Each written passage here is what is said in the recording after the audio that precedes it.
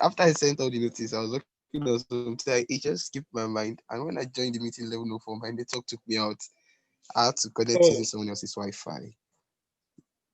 oh, Yes, that was what happened yesterday. So I came later, but I just didn't want to talk anymore. But I really don't no know what's problem. wrong, and it's empty in here.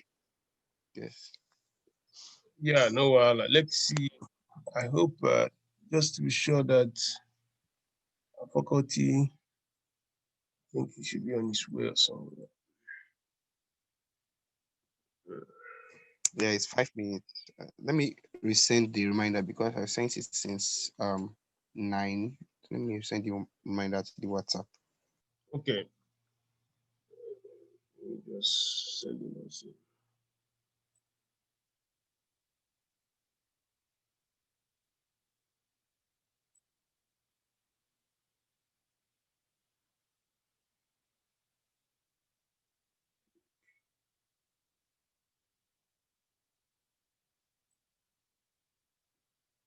Please, Prof. I okay. I don't know if this is recording already. Okay. Yeah, go ahead. No, it's the material from Victoria Madedo. I didn't get it, and but fans have been asking Okay, me. okay, no problem. We have it. I think they have. I asked them to share that with the community. Yes, yes. So let's see. Let's see Okay. what's going on. Okay, we still have about 4 minutes, so it's not really. You still join. Yes, it's not. It's not late yet. Mm. So have we for good. Yeah.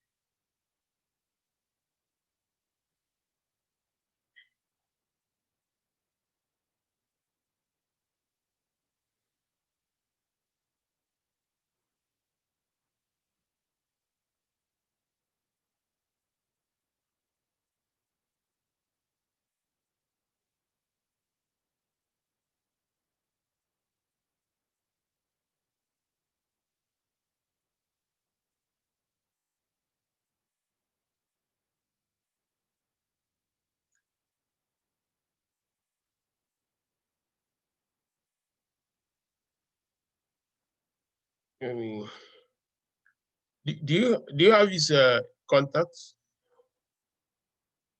And is it okay? It's fine. No, Okay, no, sir. that's okay. Let me check him up at Femi. Okay, Foodlocker. Those.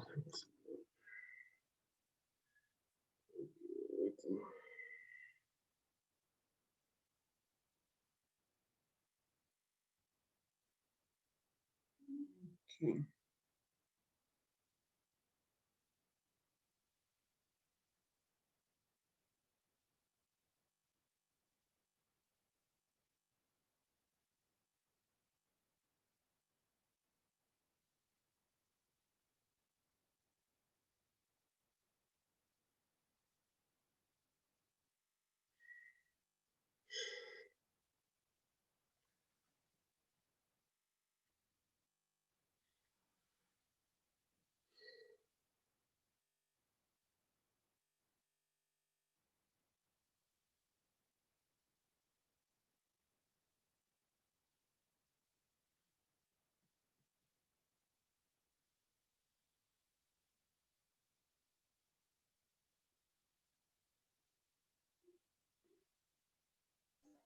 Okay, I think I do have his contact. Okay. The Okay. last webinar for edition 2, I sent Yeah, try to a reach him. message on WhatsApp, Yeah, try to call him. I don't know what's going but on. he's not active. Okay. But even confirm that. So what's He's not. going? It's a Nigerian number, right? Yeah, he's Let in me it. dial him offline. Okay, just dial him. What's going on?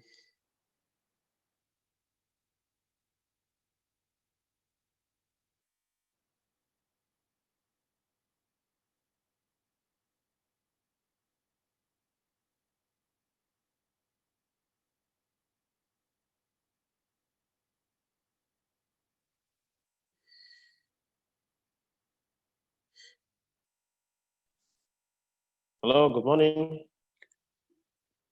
Yes. Good morning. Yes, good morning. Good Yes. morning. Yes. Alize. Okay. Welcome our faculty. There's background noise somewhere there. Let me just mute. Obebo, please mute yourself, please. Yeah. Okay. So thank you so much, CEO. I think this is actually your show, so you could actually get started. As typical, what we do, you just give an overview of your course, which is e-commerce. Then after that, you can now move forward to question and answer. So thank you so much for joining us as Tekedia Live. Truly appreciate having you once again. Thanks. Thank you very much, Prof, for inviting me, and thank you very much, everybody, for joining. Um, just quick introduction. So my name is Femi. I run Foodlocker, and I hope everyone has had the opportunity of having a look at the module on e-commerce to sort of understand where we are right now. So a few quick heads up, probably like updates since I think the course got released. I think the first is that there was a signal by Konga that they are potentially going to be profitable by September or October. I hope a few people are aware of this. I'll share a Twitter link um, that refers to that update from one of the pioneers of e-commerce across Africa. So Sim Shagaya shared that, discussing potential profitability for Konga. In addition, and I think for Foodlocker as well, we're also profitable and we're growing quite significantly right now, both geographically, but also in terms of customer acquisition, et cetera, et cetera. So there's quite a lot of progress that's going on in the space.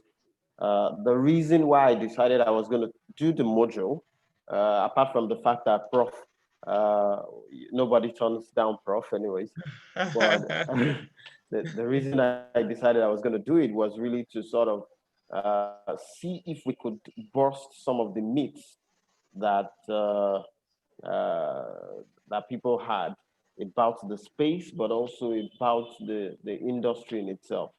I happen to have had the privilege of working for Amazon, both experiencing their business in the United Kingdom, but also sort of experiencing their business in India as a shopper. Um, and I've had the privilege of also dealing with a number of businesses that have to do with either retail, e-retail, or sort of new models of retail. So, for example, Aldi, I had the opportunity of studying Aldi quite a lot. In fact, I almost got recruited by them when I was considering leaving Amazon, but I decided I wasn't going to stay.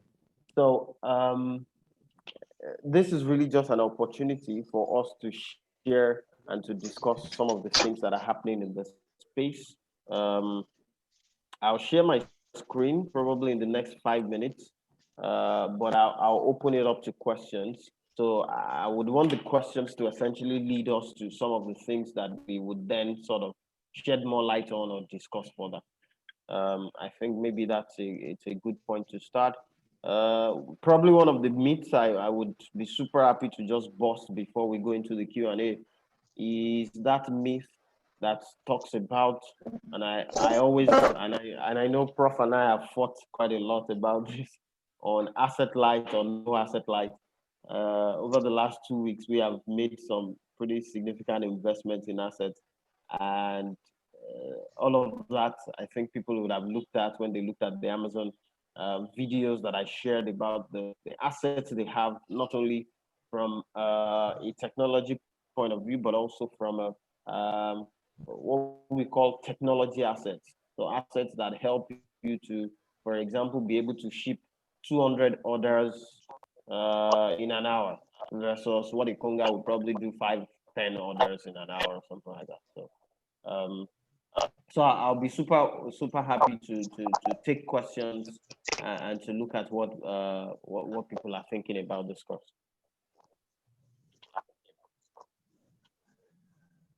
Okay, okay. Thank you so much, Mr. Femi, and welcome once again to Tekedia Life. All right, so we'll be going straight off to question and answer. Use the raise hand feature. Send your questions in the chat. We are waiting for them. Let's go ahead. Yeah, yeah.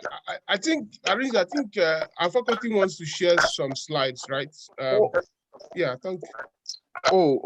Yeah. So he has something to share. Let him do that. Please give me some 5 minutes to be able to do that. I was caught a little bit in the middle of something, but I'll be super happy to take questions if there are any that's questions fine. now, or if there are any issues, so that we can just open the videos for people to just share their thoughts on what they learned through the course, and then in the next 5 minutes or so, I'll be able to share my slide. Okay. So Arinze, go ahead now. You already have some hands up. Yes, Samson, go ahead.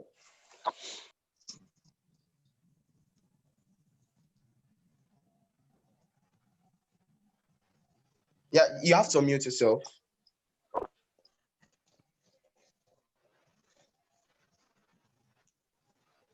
Are you having Samson? We can't hear you.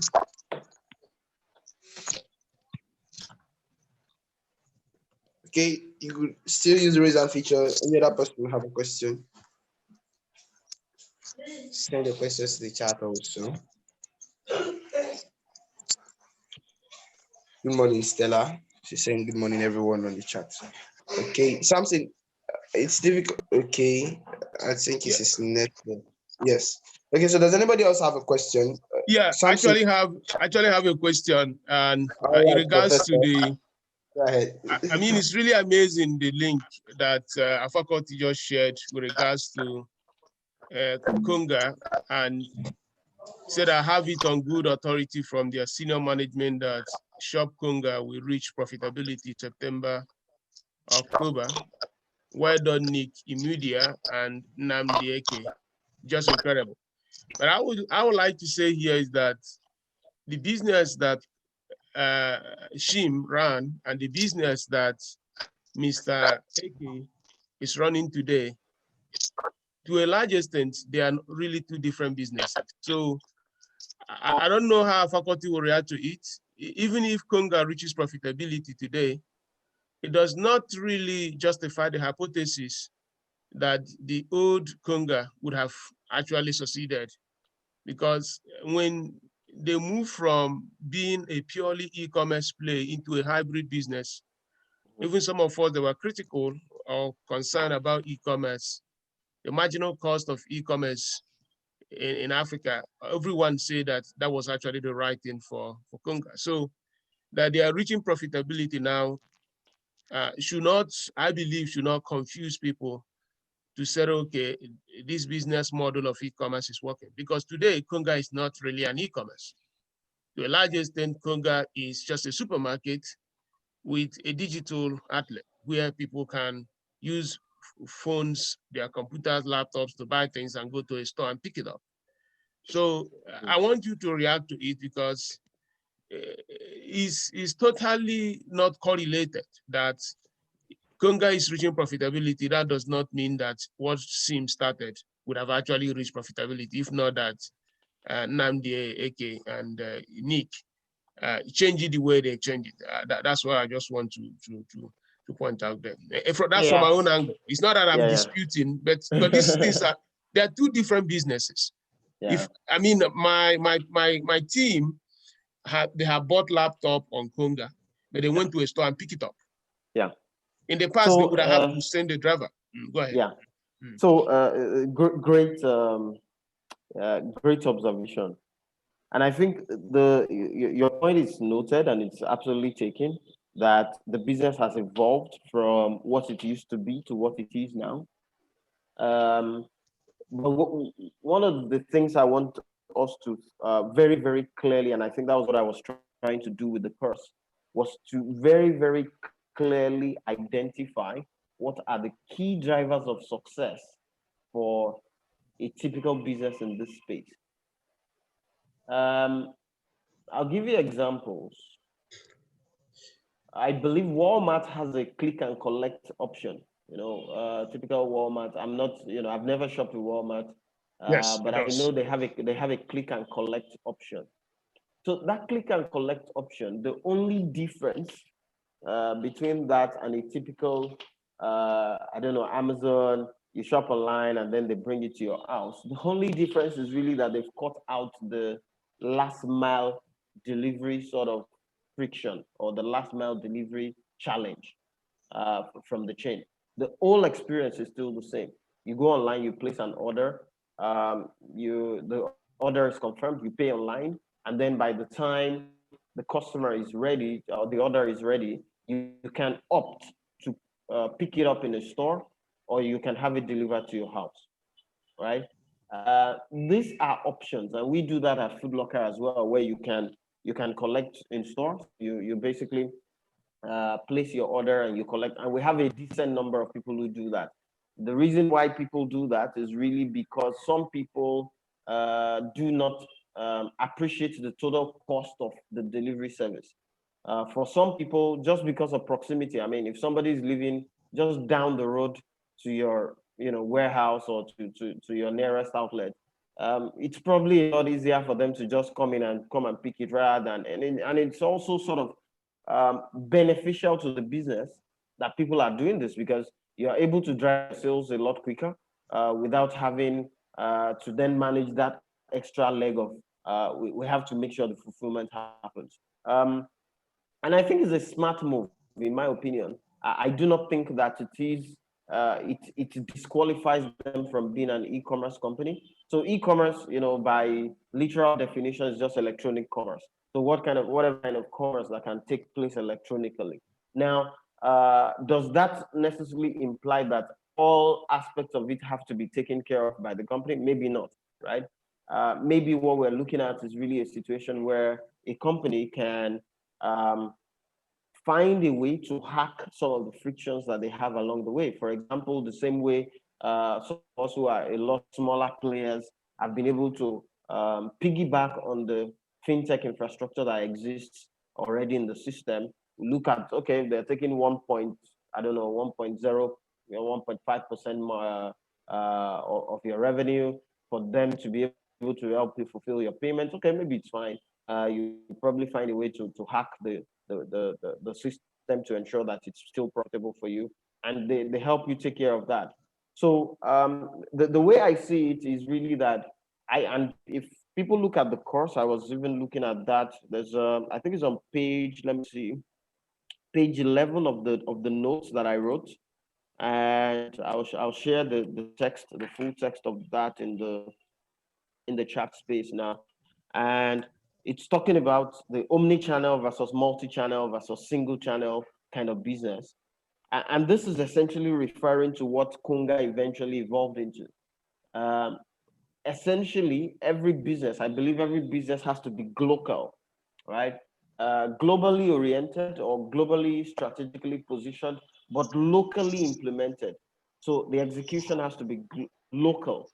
So some of the examples are, for example, that Foodlocker, we are in the agriculture space, right? Mhm. Farm produce is perishable. Because of this, we have to localize the way we plan the model, whether it's on the e-commerce side or it's on the B2B side. We have to find a way to hack or to localize that business. So I think, I mean, maybe Sim might not have been in the best position to implement this kind of strategy because usually most investors are sort of very asset scared, especially in this part of the world, scared of assets. They don't want to go into the asset space at all. But they needed to do that. In my opinion, I believe omni-channel is what will work. Uh, every market has to look at, or every player in every market has to look at what are the peculiarities of this market and what do we need to do to hack that market. I'll give you another example. If you look at cash on delivery, for example, That's also another area where we don't do cash on delivery at Foodlocker for very strategic reasons. But there's a number of people who, just feel more comfortable doing cash on delivery. We don't encourage it. We feel it is totally stupid. But, some people are comfortable doing that. And I mean, whether they're doing well or not is something else to debate. But ultimately, at the end of the day, every business has to then figure out what are the key drivers that I need, or key levers that I need to pull for me to be able to take this business to where I want to take it. Eventually, I mean, there was a video I shared on the course as well, where Jeff Bezos was saying, where somebody was interviewing Jeff Bezos, and the person said, you're not really a technology player, right? I'll try to look for that video on YouTube because I remember I had to narrate it. But the guy was saying, you're not really a technology player. You're hiring a lot of people. You're building a lot of warehouses. You're doing a lot of non-conventional, non-techy things. And Jeff Bezos said, you know what? Internet schminternet. It really doesn't matter to him whether he's a pure technology player or what is a pure internet play. What really matters to him is he can satisfy the needs of his customers. And I think this is the mental shift we need to have, right? This sort of idea has been driven by an ecosystem dominance by a certain number of investors who do not want to invest in assets that can tie down their capital, not realizing that certain Absolutely. businesses, No, yeah, I certain mean, businesses, I just want to say 100%, Femi, and that is actually my point, that yes, old Conga could not invest in asset to reduce yes, that marginal cost, which is the cost of serving an additional customer, which is basically the distribution plus transaction cost, which was highly increasing because of sending people to deliver things. Now, the guys at Udala who built that Conga, they have all these shops and warehouses, which are actually asset absolutely, heavy. And those things are, so absolutely. yeah. So if the way he put the tweet and somebody is not necessarily exposed to include that element, that it was not just the old Conga that we are running today. Somebody may say, oh, yeah. So Yeah, that's the point I'm trying to make I there. So feel you. I feel you. yeah. Absolutely. Okay, so thank you so much. Yeah. Solomon, go ahead. I've shared the video actually. I've shared that video, and I think it's a like Oh, the day I saw that video by Jeff Bezos. That's the YouTube video where he was being interviewed by somebody, and and the day I saw that video was the day I actually understood the philosophy of Amazon. So I was about to be interviewed for my so when you want to do these interviews for Amazon, they came to my MBA actually to recruit us, and we were given some materials. But I was just going through the internet and I wanted to see what other things existed out there, and I saw this video. That video actually showed me the mentality of Amazon. It was just essentially about the customer experience. The guy doesn't care whether he needs to go and hire 1 million people. He doesn't care. And you will see that in the quality of people that the company hires. I can tell you a number of people I work with at Amazon could literally go and start their own businesses, and these businesses will grow up to $100 million. They were really that good, and the guy doesn't care.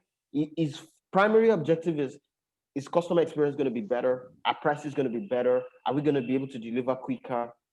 And he does all of these very amazing things because, of course, he's also privileged to be in the United States, which is a much more liberal financial market. Hopefully, we get there in Africa as well.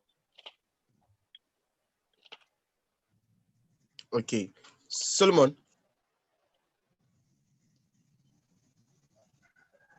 Okay, yes.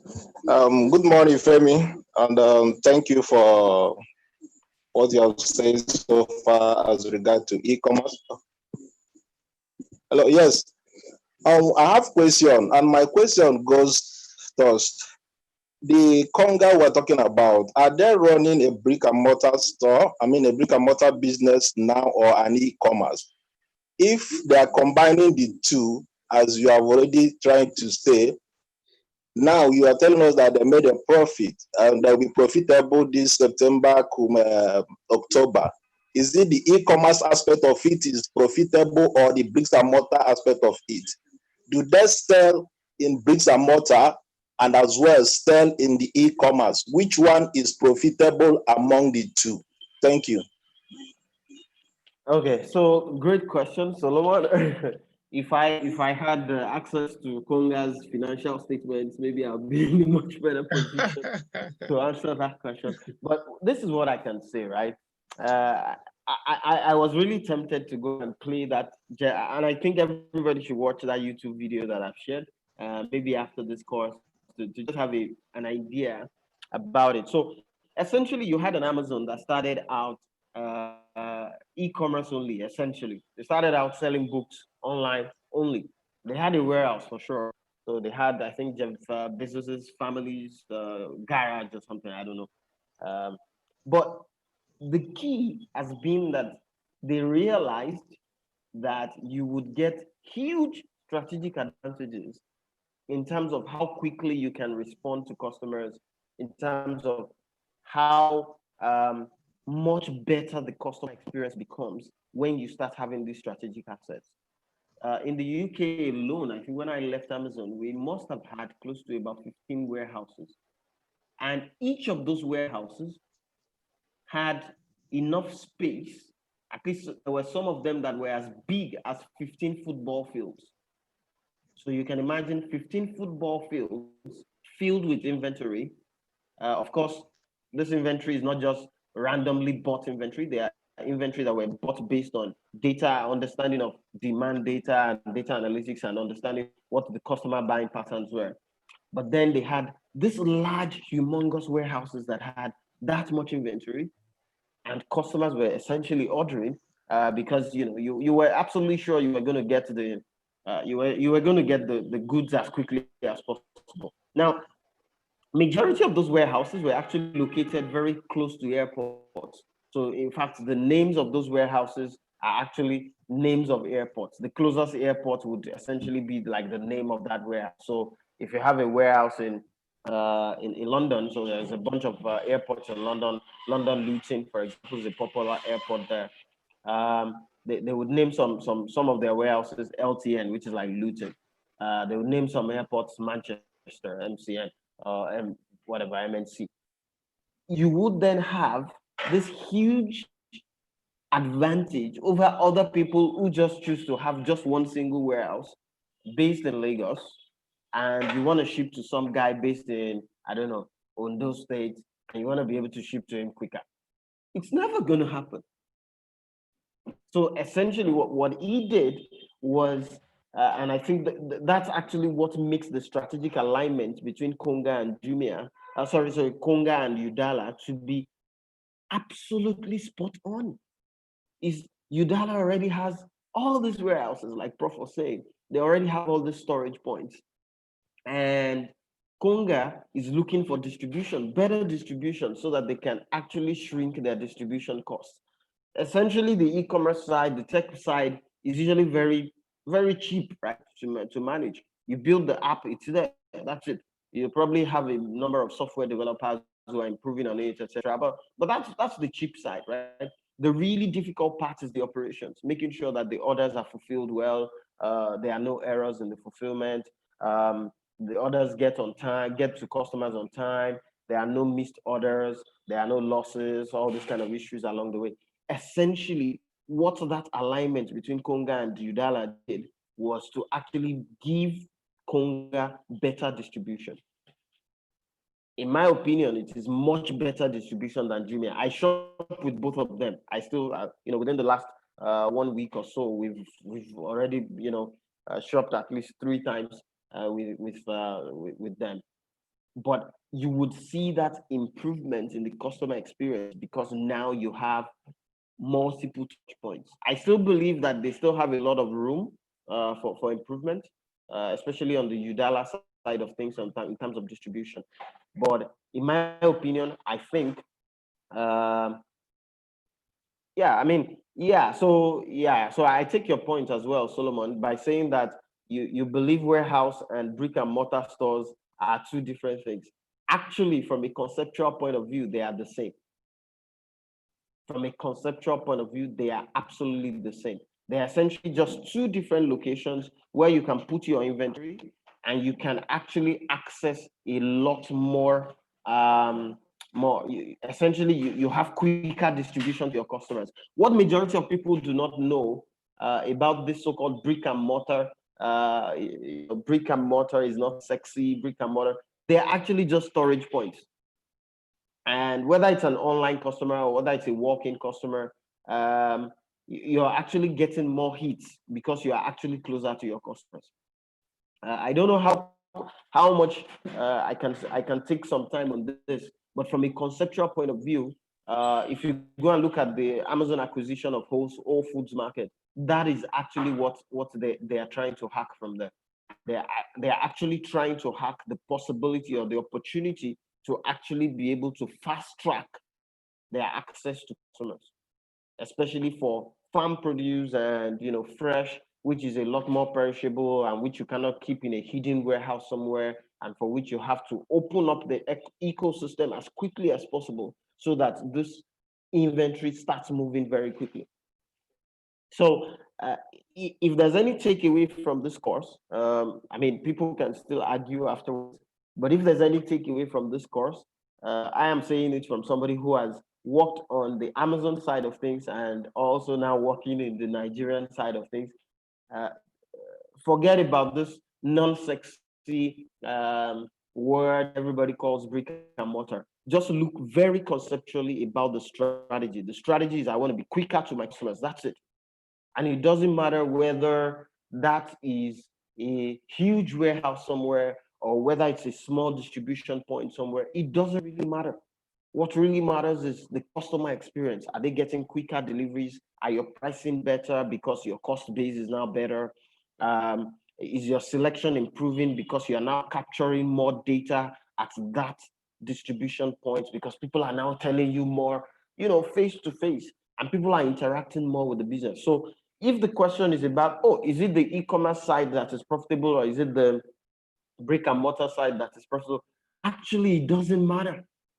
If we think about it also from the perspective of what Prof usually calls the double play strategy, if you really think about it from that perspective as well, you would really realize as well that it doesn't matter. What really matters is, are you able to build a portfolio of a company that ensures that you can serve your customers quicker, and each part of the portfolio is adding something to the pie. So one part of the portfolio might be adding for you cash flow, meaning very quick cash flow. That's why we believe cash on delivery is a totally stupid idea. By customers paying you ahead, they are financing you ahead, and it's a fantastic opportunity for you to get zero interest rate funding. If you're not doing it, if a company chooses not to do it, that's absolutely fine. If they say, Nigerians do not trust us, well, we are building that trust and we are getting that trust. We're getting a lot of trust, actually. But it takes time to build a brand. So that's what people have to do.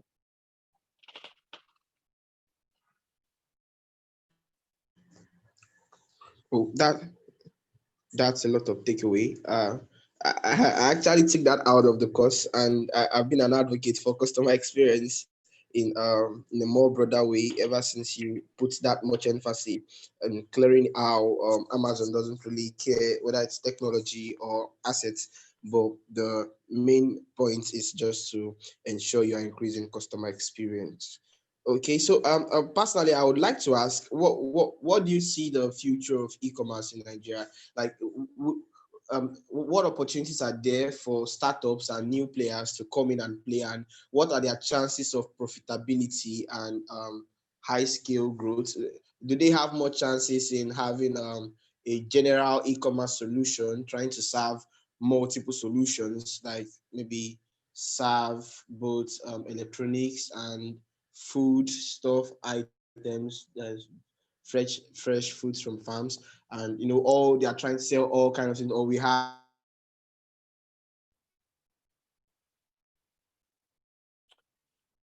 I hope that's on my network. I guess it is. I think we lost him. Arinze, are you still Okay. there? Have this narrow e-commerce specific commodity or niche.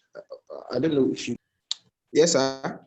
Yeah, I think we didn't hear some parts of your question. I don't know if the faculty heard you. So Okay, so I was asking, like, so for new players and possibilities of their growth and attaining heights as such as Jumia and Konga, like where are those possibilities for them? Would it be building an e-commerce solution that tries to serve all niche, like selling electronics and also food, fresh food and all kind of commodities, or those e-commerce solutions that will try to serve only a particular niche?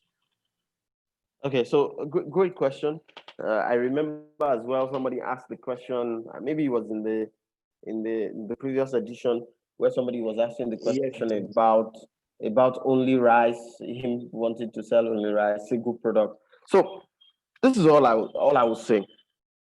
I think a number of these questions always depend on what capital you have and what expertise you have on the table, right? If you do not have the expertise on the table to manage perishable products, don't go into perishables because you're going to make a lot of losses, and it's going to be it's going to end in tears, like our Nigerians usually say. Um, should people do all niche or should they focus on specific product types or product ranges? I mean, it just really depends on, again, those fundamentals that we've talked about. Each player has to look at those fundamentals. Those fundamentals, if I would go through them, I had a table in my slide that I wanted to just pick them from. So those fundamentals are really the important thing that we need to look at. So if you're looking at, for example, saying, oh, do you want to be single product, single channel, multi-channel, omni-channel, single, it just really depends on you finding an alignment between what are your capabilities, what kind of cash do you have to pursue this market, what time horizons or time durations do you have, and what's the market saying to you. I believe very strongly that there are strategic advantages with pursuing certain kind of businesses because of the way the economy is structured right now. But I also believe, people would also have strategic advantages in certain other products. So if I still believe a few spaces are open. One of the spaces that's open is why don't we have an e-commerce platform for, probably I mentioned it prior, an e-commerce platform that helps us to solve the frictions in real estate.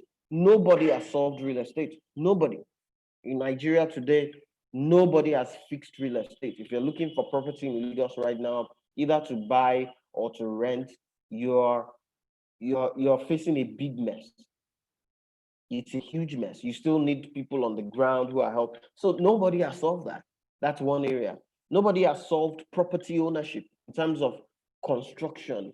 There is a big space in just getting an e-commerce platform that can help you to run your construction. So you probably got access to a piece of land and you want to get property, building permits. You want somebody to just take care of the end to end, either from building permits all the way to commissioning of the project. Nobody has solved that. There are so many opportunities that I see across the e-commerce system. So I don't believe people should try to just replicate what somebody else is doing and just try to, no. There are too many opportunities. Healthcare is also something. I believe there should be a proper, and I think we have a few players that are already sort of in that space. I think Richard is already sort of in that space trying to solve for access to pharmaceutical products, either for retail but also for B2B. I think some other players are doing like the HMO kind of business. I think Ilium Health, I think Reliance HMO. There are still a lot of opportunities for us to use electronic platforms to actually solve these problems. There are too many problems. So, what I've tried to do with this course is not to tell us, oh, you have to go and do this. No, or you have to go and do that. I've just tried to sort of in the best way possible to paint what are the key levers that people can pull to then go and create their own business model. There are so many unique opportunities. For example, furniture.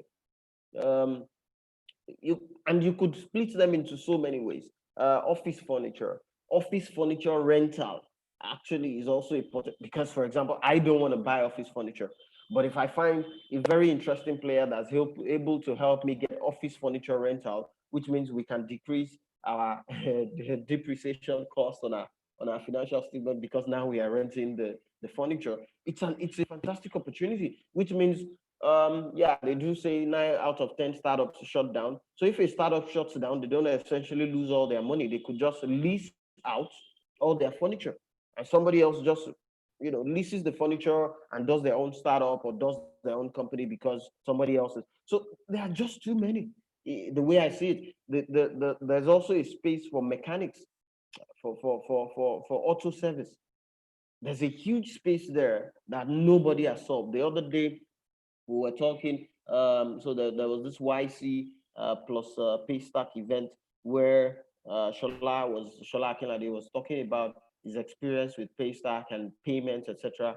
And he was saying something that I had known because I had interacted with Flutterwave, Paystack, a bunch of other players in the payment space. Nobody has fixed payments in Africa. Nobody. And I think Prof is now backing a company that's trying to solve sort of like the cross national or the international within Africa or something as payment solutions. Nobody has. So the space is so big that people should just look at their strengths, and I think this is important bit. Look at their strengths, look at where they have competitive advantage, and go and nail it there. It is not super. I mean, it doesn't really matter whether you go for food or you go for electronics or you go for laptops. It's just really a function of what are you good at, what is your ichikawa, and I think that's what is your ikigai, which is like a Japanese term that they use to take these kind of decisions. How can you harness that to then take a very intelligent decision on what do I need to do right now? Oh, thank you so much, Femi. That question actually brought a lot of clarification when we had Tekedia live for previous edition. So that's why I just had to photocopy back that question here. I hope Colin has actually learned from the explanation you gave. Okay, so we'll just go ahead and take a question from Emmanuel. Emmanuel, just unmute yourself and ask your question. Okay, good morning all. Can you hear me, please? Yes, I can hear you. Okay, permit me to say that you were actually very spot on. I'm a retailer. I've been a retailer for a decade. So you're absolutely spot on the subject of strategy. The direction of retail is a mini channel and not just e-commerce or brick and mortar. The argument on whether it's brick and mortar or e-commerce is becoming less relevant as the day passes by. And the subject is more of what retailer will give the customer experience across channels. Nelson's projection in 2018 was that the future of retail was omnichannel, not e-commerce or brick and mortar. So I have two questions. Absolutely. What strategy is Jumia adopting right now? Because I don't hear of Jumia acquiring any brick and mortar stores right now. So it's a bit on the air. Is Jumia thinking in that direction? Are they going to play strictly online? Are they breaking even using that playbook? That's one. Then two, what's the current percentage of e-commerce sales in the broader modern retail market? And especially grocery retail, food retailing. What's the percentage of e-commerce in Nigeria right now? And what's the projection for the future? Do you get those questions, please? Yes, I get your questions. If I had all the answers to your questions, I'll probably be a richer guy at this time. So, one of the things I'll say, the question about Jumia's strategy, Maybe Prof will be in a better position to speak to that, because I think I'm not sure, you know, when you're a consultant, you have access to a lot of this kind of information. So maybe Prof will be in a better position. I've seen them sort of focus more on payment. I think Jumia Pay is becoming a lot bigger on their focus areas. I wouldn't be able to speak to the sort of like core e-commerce strategy right now. I think that they've done a lot of things to improve on the business. So I've seen a lot of pay online options that they now offer. Even though I think within the last 1 week we've seen them go back to cash on delivery for a number of products. Um, we've also seen that in a way I think delivery times have improved. But from a broader strategy point of view, I mean, if you're talking about M&A activity like acquiring brick and mortar platforms, I don't believe that they need to acquire. This is my opinion, right? And I could be wrong. I don't believe they need to acquire. I believe that they need to go and nail the fundamentals still. I still see a lot of, because I shop with them, so I see a lot of the same with Conga as well. Um, I see a lot of areas where they could absolutely just streamline their costs and get things done a lot easier than they are doing right now. So maybe Prof might want to speak to their strategy. Okay. Yeah. So thank you so much, faculty. I will say that, of course, Jumia is a public company, so there is a higher level of visibility when you are looking at Jumia, unlike Conga, which is still a private company. If you look at Jumia, and you see that Jumia is becoming lesser of a Pan-African company just to satisfy Wall Street. You know, over the last few months, it has gotten out of many countries. So that's a typical thing you see when you go to New York as a public company. These young people in Wall Street will start telling you indirectly how they want you to run your business. So Jumia had this vision of, let's go into Africa, let's be to every part of Africa. But because of the capacity they have to put in, since Africa does not really have very good postal system, except in South Africa, they now see that there's no reason of going to a city of maybe 300,000 people and start building an e-commerce operation. When maybe there is a place like Lagos where you have more than nearly 25 million people. So it's better you just stay in Lagos and forget about all those other small countries or cities. So Jumia is shrinking in terms of geographical footprint because it's trying for a way to reduce the costs. Now, also, it's also trying to do, just like our faculty noted, what I've called the double play strategy, where we have seen it many places that it's nearly difficult, especially in multi-sector e-commerce operation. Multi-sector means you can carry electronics, you can carry textile, you can carry practically anything that is possible. That most of them in the emerging part of the world, they usually do something beyond that e-commerce. So you go to Alibaba, you see they're also doing something in the domain of financial services like Alipay. You go to India, Fonfi is doing work with Flipkart.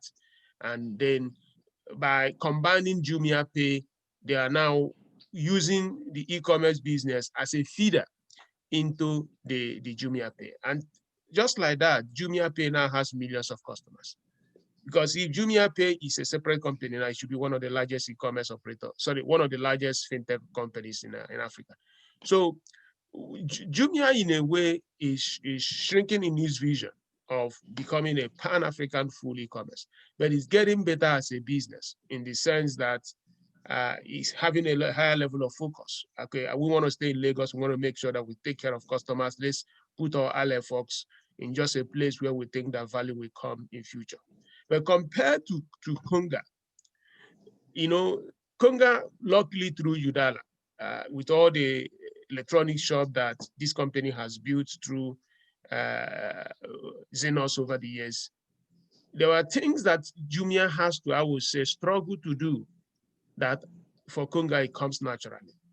So if you go to Aba, you see there are many shops for Konga. If you go to Lagos, especially towards the airport side, what do they call that? Ajawa Estate. You see that big, something that looks like a very big mall, just at that overhead bridge. There is Konga. So if you go online and buy, they ask you, where do you want to pick the electronics? You can go to Konga and pick it up. So you drive there and pick it up. Or they can also deliver from there to your house. So that gives them cost competitiveness in terms of distribution. But I would say largely today, Konga may actually have a better business model than Jumia. And if somebody is trying to find out what to do, if you can, you go and raise that kind of money. But if you cannot raise that kind of money, do what Amazon is doing today. Amazon is basically partnering with supermarkets in India. If the ones it cannot buy outrightly, it invests in that supermarket. So you go to H-Medis in Abuja, you go to some of these big supermarkets in Lagos, I said, okay, I'm going to take 10% equity in your business, but I want you to be a distribution center for me, a collection center for me. By the time you do that, maybe 100 places across major cities in Nigeria, Kano, Lagos, Onitsha, Aba, Ibadan, and Abuja, of course, you suddenly, Port Harcourt, you suddenly see yourself that you have a lot of collection centers. And if you do that, your website becomes a very good channel for people to place that order, and they quickly know where they can pick it. That's what I would just say there. And of course, faculty does this thing every day because he runs an e-commerce business. So he has more pulse in what is actually happening within that sector daily. Thank you. Yeah. Thank you so much, Prof, for that absolutely spot on description. I see one question on, I think Jumia is more of an e-commerce business, but with double play business model with the Jumia Pay. I think they are imitating Alibaba and Alipay model. I think the course also sort of draws a difference between e-retail and marketplace, right? Electronic commerce is a broad term that doesn't necessarily define what each person is doing, but there is e-retail, there's marketplace, and you can. I think probably the first few pages of the course material, I mentioned a number of options that exist within e-commerce. So that distinction, I think, is super important because Jumia essentially and Konga as well have essentially transited to a marketplace, and e-retail is actually quite different. When you say nobody has solved this or that, so that's another question. What exactly are you looking at when you say these are not solved? So let's look at payments, for example. Can anybody give me data on how many people actually can pay electronically online in Nigeria today versus the population? I'm opening this to the floor, like just putting numbers on the chat platform. How many people can pay in Nigeria versus the population? How many people have BVN? I think the BVN data is actually public. I think about 41 million. 41 million people around. Yeah. So 41 million people have BVN. So those are the people who are connected to the banking system, right? Those are the people who have bank accounts. Yeah. So if you don't have a bank account, you can't have a card, right? Yes, there are also other options of payments, which include, for example, USSD. You need to have a bank account to be able to do USSD. I think some people are doing, what's it called now? There's all these payment options where people go to a shop and they just pay cash and then get electronic transfer done, etc. Yes, there's all these options. In my opinion, plus that 41 million, maybe you have an extra 20 million. So you're looking at 61 million out of a population of 205 million. So let's assume that children constitute 50% of the population. So you've got so I mean, let's say children plus people who probably would not have access, maybe 100 million. So you've got like 100 million people who should be in that space. If 41 million have bank accounts, and you add an extra 20 million, so let's say 61 million. So you still got about 39 million people or so who should be in that bucket and who are not. So when I'm saying Yeah, mobile money. Yeah, exactly. So when I'm saying nobody has hacked it, I'm looking at that space, and I'm saying that even apart from, so even if we look at if we drill down as well into the 41 million with BVN, I will tell you that 50% of those guys do not pay anything online. In fact, more than 50%. We do have a bunch of people who shop with us, and we do get a lot of this kind of issues like, oh, can I just can I just come and just pay there? Or can you just, there's still a lot of work to be done in that space. So that's what I mean. The volume of what we should be pushing out in Nigeria today should be humongous. For a country with over 200 million people, you're doing, you just have 41 million people who are in the banking space who can bank. This is ridiculous. And it's all, and I'm not an advocate of getting everybody a bank account, but I'm an advocate of making sure everybody has enough money to be able to get a bank account for themselves.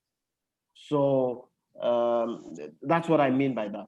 If I wouldn't flog that issue too much, I think the potential of this country is being it has been minimized. Like, we're not realizing the potential we're supposed to be getting from a 200 million plus.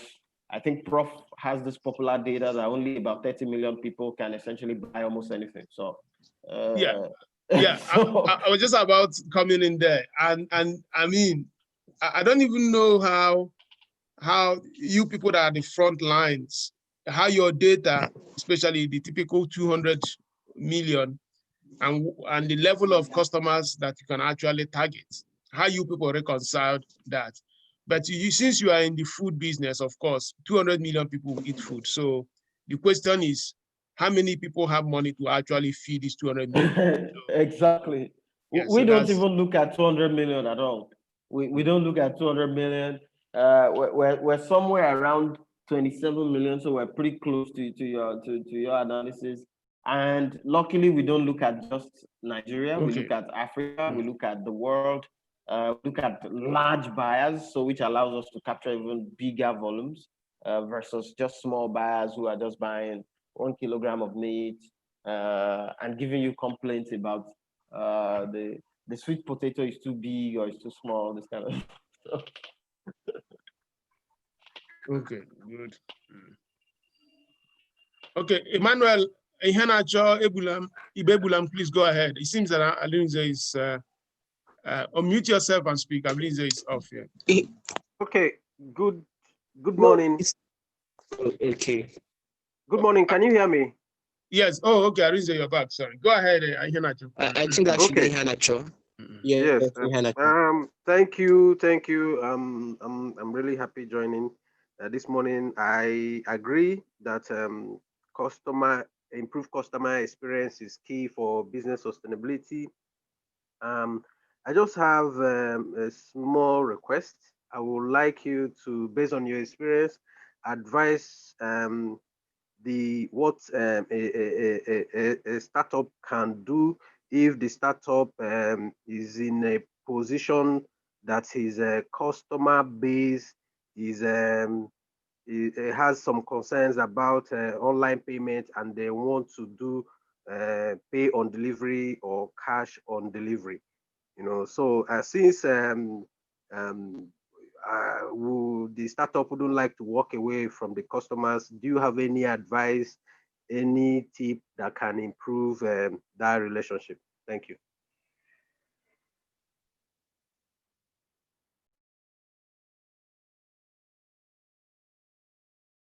What happened? Is he still there? Hello? Yeah. Okay, can you hear good. me? Yes, please, we can hear you. I just want to be sure. Yeah. So this is the kind of question I don't like to answer because I'm not an advocate of cash on delivery at all. I hate it. Right? I think it's stupid. I think it is deepening the level of distrust. It's not improving the trust level. It's actually raising it more. So more people are now getting to find out, oh, you can do cash on delivery. Just do cash on delivery and everything will be great.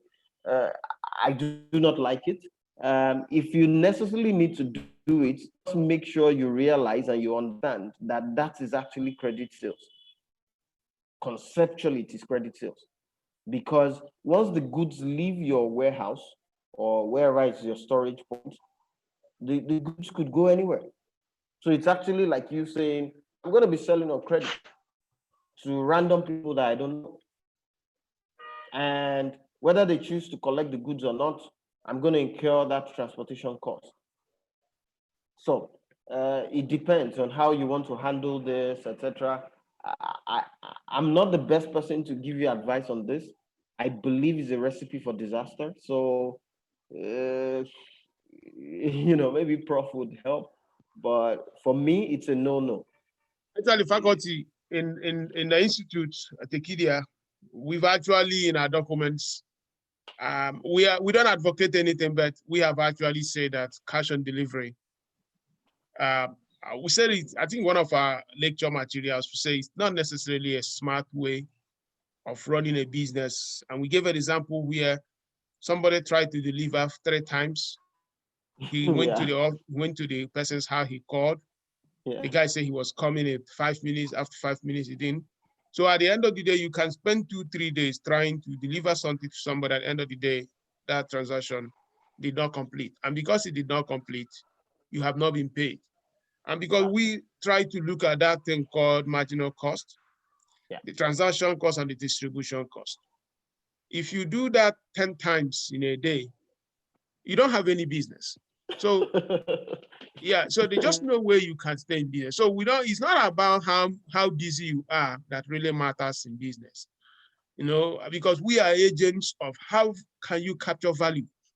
I've been writing consistently about the need for people to capture value even when they are serving customers. I don't see how you can capture value on cash and delivery. Absolutely. Because but theoretically, you are the experts. If you can help our member, so we want to just share with us theoretically. I know you are not an advocate. How do you think they can improve on that? Or you know what, Prof? This is what I would suggest.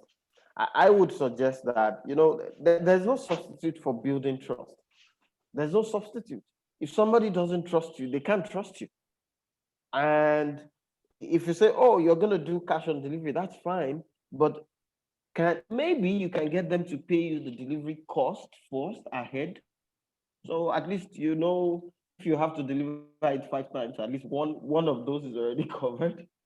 I think escrows can work.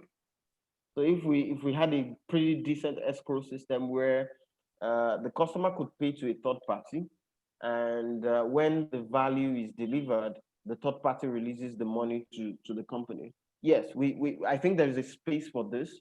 And I think it's a pretty decent business model. They use it at big transaction levels, but you could also use it at small transaction levels, but it still has its more frictions. So those are 2 options I suggested, which should be fair enough.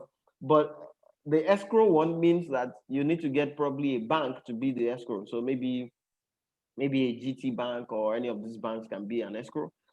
Maybe you can get a pay stack also to have an escrow business. That's also a possibility where they only release the money to the customer, to the company when the customer confirms they've gotten decent value. The problem with that is that, especially when you have products that have variation. So for example, I was referring to the issue of sweet potato earlier, and that's a realistic scenario that we had where a customer ordered sweet potato, and we felt we were delivering the best because it was really big, it was really very beautiful. But the complaint from the customer was, oh, the sweet potato was too big. So you're gonna still have this kind of issues when you deal through an escrow, because then the customer is gonna say, oh, even though you delivered it to me, I don't like it. Even though the product had no defect, the product had no problem, it was good enough for consumption, and and the person says it's too big. So I feel, right, if you could build that trust, it takes time. You're probably not going to have the kind of growth trajectory of it's super easy to hack growth by doing cash on delivery. It's so easy. You just tell anybody, you can order anything from me and you don't need to pay anything. Just order. It's super easy, right? Like it's like I always refer to this issue of trader money, etc. I'm not sure Prof is going to like what I'm going to say now, but it's super easy to give away cash, right? Like you don't need to market that. You just need to say, guys, I'm giving away cash, and everybody's going to come. So, and that's the same philosophy of saying I'm doing cash on delivery. It's super easy because you just tell people, go and order. You don't need to make any commitment. You just need to give me your address and phone number and say you want to order this. And a lot of people will go and order, for sure. And then you can claim, oh, I have 5 million customers. I have 20 million customers. It happens also in agri-tech where you have people who come up to say, oh, we have 1 million farmers who are on our platform. Yes, it's super easy, right? Until you realize that this 1 million people, maybe only about 2% of them are actually doing any transaction on the platform. So this is how I view it. If you're hungry for growth, like you don't care, you just want the growth, and they call it growth at all costs. There have been articles and articles that have been written by people on growth at all costs. You could do that, and that's fine. But build the trust. It will take you a bit more time, but you have a more solid foundation. And that's the point. If Amazon didn't do it, of course, you might say, oh, but Amazon is based in the US. Yes, they're also in India, and they don't do cash on delivery. So.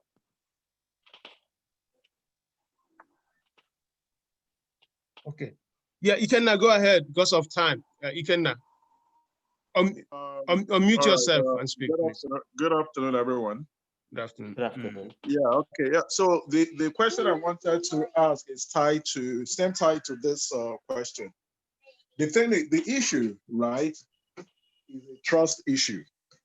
Now, for startups, how do they go about, like, are there steps that startups can go through, to build that trust from the ground up? Yes. Do you understand what I'm saying? Like, are there specific steps? Because, when you answered the question, you said, okay, they need to build that trust. But the thing is, you're just a startup. Nobody knows you, right? You're just coming out and setting up stuff. There is nobody anywhere, no matter how good your product is just going to see your life for the first time. Even you're not going to do it and just say, oh, these guys, they are doing something. Let me pay, they will deliver. Because you can pay and they might not deliver. Really. Yes. Do you understand what I'm saying? So how do they go about? Are there practical steps, one can take to be able to do this stuff? Yes, there are practical steps. And we already have an analogy, or we already have a parallel, which is the banking system. If you want to go borrow money from a bank, and I'm saying a traditional bank, I'm not talking of these fintech lenders, which is a different ball game. From a traditional bank, you need to have credit history with them. You need to have transaction history with them. You need to have served some people. You need to have data. So they'll do all this, what they call credit worthiness, or they have this, elaborate models. I think every bank has theirs where they check a lot of things. Every startup needs to then look at, how do I build this worthiness or this trustworthiness with a customer? Building that trustworthiness, there's a part of it that has to do with your story, how you're sharing that story, but it also has to do with the real operations. And that's why, for example, a company like Foodlocker, we focus on the operations. We have more operations staff than we have technical staff or technology staff. Because the operations and making sure, so if I order from you today and I ask you to pay, and you did pay, and I got the value I wanted, you're going to tell somebody else that, oh, I order from Foodlocker, and every time I order, I'm always getting value. So this trust then becomes contagious because you've mastered your operations. For me, it's a fundamental issue about multiple companies. I'll give you all the other examples. You go onto a company's platform and you want to talk to customers. customer service and they say, oh, send me an email. You send the email and the issue is not resolved for 1 month. Or you pay them for something and you're supposed to get the result, and then you didn't get the result you wanted, but they don't refund you until the next 7 days. They tell you, oh, we have a 7-day refund policy. For God's sake, refund them within 24 hours. I mean, these things are some of the fundamental building blocks that a lot of companies disregard. These are things that we fight a lot about in Foodlocker, which is the customer obsession. So when you see on Amazon's leadership principles, you see that number one item that says customer obsession. It is not just in word, it is in deed. It is serious obsession. Like you could get fired for messing up a customer order. Like you could absolutely get fired because you messed up a customer order. And if I may just chip in there, actually, I forgot. It's not just only the order. Some of us that work with Amazon Web Services, you know, actually 2 days ago, we had a little issue with our back end. We host our platforms within the Amazon Web Services. So something happened. So we sent a note. Then a phone rang. When it rang, I wasn't even expecting that AWS, I mean, this is a Malta, it is one of the largest companies in the world, Amazon. Somebody called. The guy called, then he did what he did. Within 6 hours, he called again. And as I just woke up now, he said, hi dear, John. John here, following up on our call. As per our call, I've engaged your account manager. There was something he wanted us to do. I said, hey man, fortunately, we don't really have time for that. He said, hey, wait, we will do that for you. As per our call, I've engaged your account manager, and as soon as I have an update, I'll be reaching out to you from him. You see, I mean, if you look at the size of Amazon and you know, we are just invisible. We can't even, if they are rounding up to the 19 decimal place, we cannot even factor it. But this company could call, send an email, follow up with an update. That is why, that when they say customer obsession, that's where you see it. And that's what makes Amazon very, very, very, very, I mean, a mortar threat to all these brick and mortar stores. Absolutely. So, absolutely. I'll continue in that line of thought with a statement that says, there's a leadership principle in Amazon that says, leaders operate at all levels. They never say, this is not my job. This is a huge, huge issue. I remember there was an experience where you potentially could have a vice president of Amazon on the shop floor picking orders.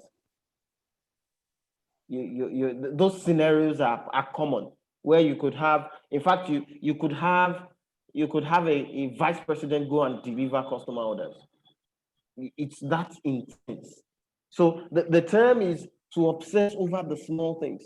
Those small things are the things that build trust. They are not, it's not about marketing and just talking blah, blah. Like I could give you examples of fintechs that we deal with. We deal with a bunch of them. And we've been dealing with a very simple issue for the last over a month. It's a very simple issue. A customer of ours in Dublin could not pay. And we flagged this issue to them immediately because we are super like that. We flagged it to them and said, look, somebody wanted to buy from us. They could not pay. Can you guys fix this? For over a month. And we know the solution is super easy. You either do two things. Make it easy for the person to type in their address and therefore the card details are verified, or include the particular, those particular locations that are not there. These are simple tech issues, very simple issues. But you see in Nigeria, and I'm sorry if it seems like I'm attacking Nigeria. I'm a Nigerian as well. But you see a Nigerian company spend months before doing this. These are the killers of trust.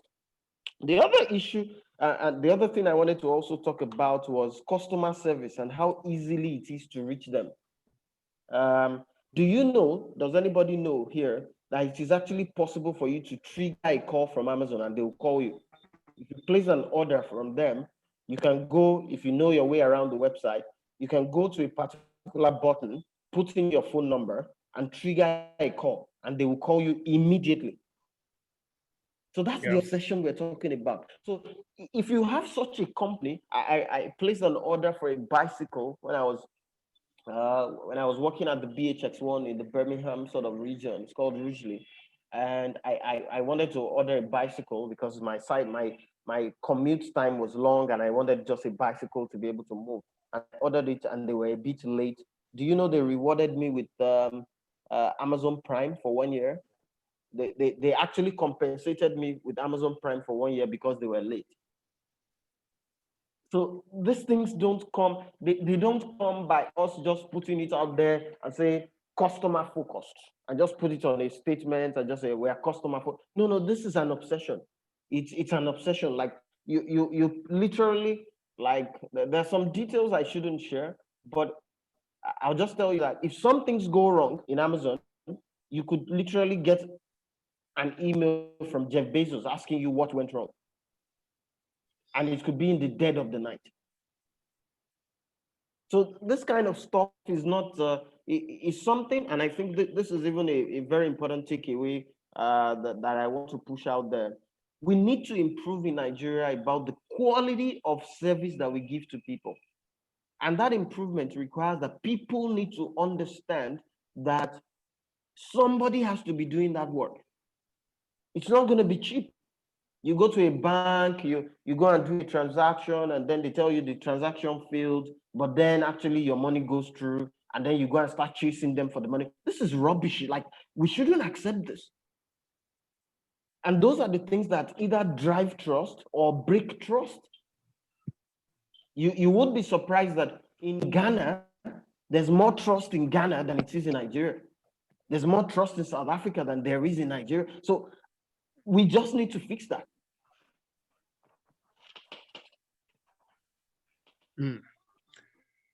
Interesting. So gentlemen, we have just 4 more minutes so that we can release our faculty. Okay, thank you, Professor. I Yeah. was going to the issue of time.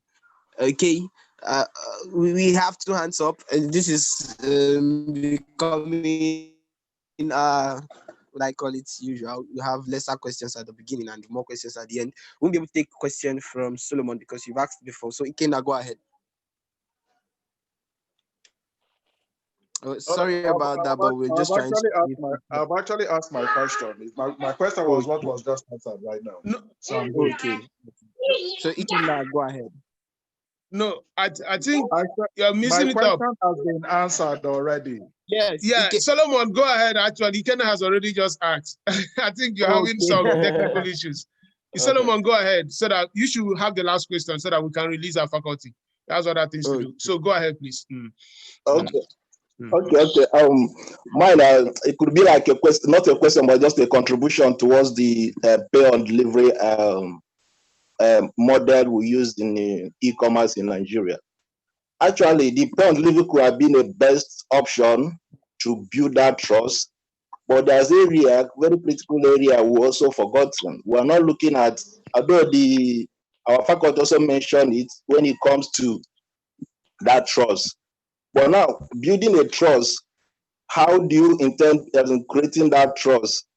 When you're working, like, because I have experience from my own end, what happened to me then when I was in a company, people ordered for iPhone and product worth of 1.something million, and I looked at it. First thing I normally do is to know my customer. I have to profile the customer to know who the customer is. By mere talking to the customer, that's customer service. By mere engaging to them and hearing them, you will know who the customer is. Believe me, I did not deliver that in. I now told them to find another location. Probably I was in Ireland. I have to ask them to find a location, probably come towards our shop right so that I can do the delivery to them. And they start dribbling me along the line. I killed the business. But something happened immediately. I left the company. They told that line, and the same people made the order of the same pattern, and those delivery riders took the item to them, and on getting there, they were robbed, and all those things were taken away from them. So what am I saying? We have to go back to the drawing board. We have to look at building our team. We have to look at making people, those that are at the front, the people that interact with the customer, not just rush to sell, but try to know what you're doing. You know, it's just like that culture, building that culture and getting that trust. People place order online because they trust you. They can even pay and put money because they trust you. Building that trust, I think that's where we have a big work to do. And we can only achieve that by building a solid team around whatever business we are creating. Thank you. Yeah, I mean, absolutely, I absolutely agree with all of that. I mean, it is absolutely spot on about building the team. I think it all comes down to people and the quality of people that you have on board. But it also comes down to what the leaders do. So if you've got a leader who always just comes to the office, wears a suit and tie, sits down in some office and is always doing some computer stuff, etc., etc., never goes to the field, never interacts with the customers, never understands what the associates who are the guys on the field are going through, never supports them, never verifies anything, you're going to have issues. Even if you go and hire the smartest people, they are going to slack off at some point. So, and I think this relates to the question Niyi Adegboye was asking, that how did we handle our first 10 deliveries in Nigeria? Our first 10 deliveries in Nigeria were delivered by the founders. And it was quite similar to what Jeff Bezos did. In the very early days, they were literally doing deliveries. If you couldn't do a delivery, in fact, in my opinion, we have this policy here at Foodlocker where nobody says this is not my job. If you cannot, whether you are a CTO, you're a CMO, you are whatever, if you cannot go to the level where the customers are to go and understand what is going on, you cannot work at Foodlocker. It's a different kind of work environment. We do not, and we have a lot of very smart people, a lot of very, very smart people. But as a philosophy, it's really just there that everybody needs to understand the business. And understanding the business is a major driver of that trust. If you understand the business and you see the business and you have passion for the business, you're going to go above and beyond. Like we have a bunch of trucks that we own. I literally have driven those trucks to go and do deliveries myself. And I'm saying 5-ton truck, that kind of capacity. Doing the deliveries, I mean, getting involved. And I think that's the difference between, our typical certificate mentality in Nigeria versus the typical hands-on mentality in a company like Amazon. I worked there, so I understand. Like a general manager could be picking on the shop floor. A regional director could just walk into your warehouse and just join the associates and start doing the work. So you can't tell them some bullshit. You can't tell them, our performance is great when it's not great, because they've seen the data before they even invited you to the meeting. And these are the things I believe are the major trust drivers. Like, are people hands-on? Like, I know a bunch of companies where the owners of the company don't even shop at the company. They don't even use the platforms. They are not even sure when something is good or bad. They can't even say when something is working or not. If you do not have this level of engagement with the business, you cannot understand where people are having problems. So you could go ahead and raise $5 million and blow away all that $5 million because you don't understand what the business is about. It's not just PowerPoint and meeting with investors and doing the fancy stuff. It's a lot of terrible hard work. And you have to, as a leader, and I think this all boils down to leadership, the concept of leadership in Nigeria is very different. And I think anybody who's on this call who wants to understand Amazon a bit more can Google Amazon's 14 leadership principles and just look at those principles. Those are the principles we adopted at Foodlocker as well. We believe that if you adhere to those 14 leadership principles, you cannot fail professionally. You can't fail. Because those are the principles that are super aligned with customer experience. Super aligned. And it sort of gets everybody to understand that this leadership thing is not a question of, I'm the one who drives the Porsche's car, or I'm the guy who doesn't do the work. I just come to the office and I do some supervisory, whatever. I get a bunch of people who apply to Foodlocker and they say, oh, I want to become vice president of operations. And I'm like, okay, yeah. So have you ever driven a truck before? Have you ever done a delivery? Do you even understand what it means? Like, can you do it? You would see a lot of these trends and these patterns about the fact that we've been badly trained in Nigeria to believe it's the rank and file that should do X, Y, Z. No, it's everybody's job because that's where the money comes from. Okay. Okay. Yes. So Arinze, we're rounding up, please. So, Please. yes, we'll be rounding up. I know. I just read the comments on the chat from our faculty where he said, I was a delivery driver. We visit customers. We ask them for feedback. We share our story. And the last sentence was just key. We have faces behind the brand. Okay, well, maybe we'll just leave that to talking when we have lecture on branding. Okay, I'm very confident that via this session, our faculty and Tekedia Institute have been able to deliver value to one or two project champions, business owners that have been in attendance or that will be watching the recorded video later on. Faculty, do you have any closing notes for our co-learners? Super quick closing note is so Foodlocker as a company is trying to change a particular philosophy, not only about the e-commerce business, but also about how to do business. We will not always get it right. There will be times we'll drop the ball. But the important thing is to make sure that we are always moving forward. So we have openings, we have new openings for especially very smart who can hack growth.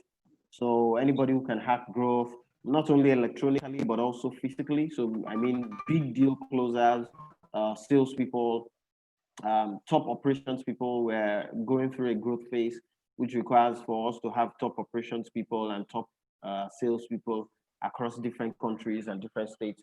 If you know anybody, my email is available. I'll just share it on the group, femi@foodlocker.com.ng. You can shoot me. We're super open to top people, people who want to do work, people who don't care about getting their hands dirty, but who want to do fantastic work. Agric and food business is very hard. Therefore, we want people who have backbone and people who will not tap out or give up. So I'll be super happy to, my email is there to interact with as many people as possible. I may not have all the time, but once in a while, I could always be reached through that. Thanks, sir. Yeah, thank you so much. Thank you so much, Mr. Femi. It was really good. 1 hour, 22 minutes with you. Thank you so much. Thank you so much to all participants that have been that made our time to attend to this webinar. Thank you so much. And thank you, everyone. Okay. Thanks a lot. Thanks very much for coming. Thank you. All right. Thank you, Prof. All right. Thank you, everyone. Thank you, faculty. Bye-bye, everyone. Thank you. Thank you, Prof. Thank you all. Thank you so much, people. Thank you, you too.